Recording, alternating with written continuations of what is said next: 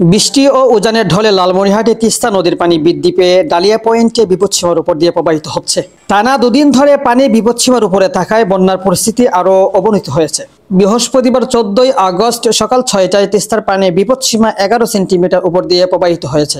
এতে হাতীবান্ধা, কালীগঞ্জ, আদিত্যবাড়ি ও সদর উপজেলা 20টি গ্রামের নিচু এলাকা প্লাবিত হয়েছে। পানিবন্দী হয়ে পড়েছে প্রায় 7,000 পরিবার।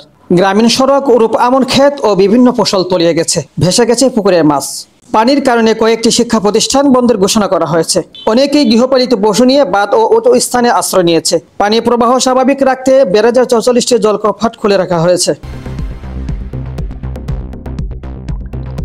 এদিকে পানি উন্নয়ন বোর্ড জানিয়েছে, আগামী দুদিনে এই অঞ্চলে ভারী বর্ষণ ও উজানের ঢল অব্যাহত থাকতে পারে। এতে লালমনিরহাট, নীলফামারী, গাইবান্ধা ও কুড়িগ্রামে স্বল্পমেয়াদী বন্যার আশঙ্কা রয়েছে।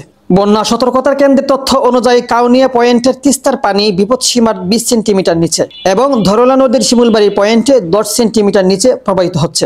জেলার পাটগ্রাম, হাতীবান্ধা, কালীগঞ্জ, আদিত্যবাড়ি ও সদর উপজেলার 4 অঞ্চল ও নিম্নাঞ্চল প্লাবিত হয়েছে। এর মধ্যে পাটগ্রাম, হাতীবান্ধার গাড্ডেমারি, দেওয়ানি, ছয়ামরি, কালমাটি, বাহাদুর, পলসি এবং সদর উপজেলার পলিমারি, খুনিয়াগাছ, কোলঘাট এবং মুগলরাজ সহ বেশ কয়েকটি গ্রামে পানি ঢুকেছে।